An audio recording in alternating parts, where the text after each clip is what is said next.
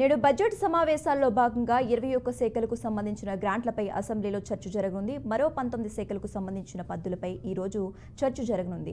ఈ 2 రోజుల పాటు సమావేశాలు అసెంబ్లీకి మాత్రమే పరిమితం కానున్నాయి.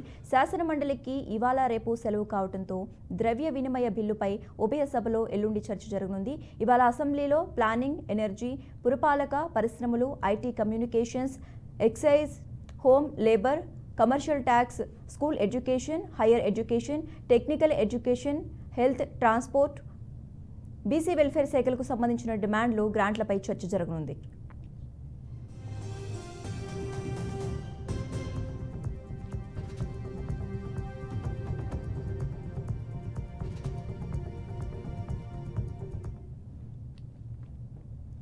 బడ్జెట్లో చేసిన కేటాయింపుల ప్రకారం నిర్వహణ పద్దు, ప్రగతి పద్దుకు ప్రభుత్వం ఎంతెంత ఖర్చు పెట్టనుందో వెల్లడించనుంది.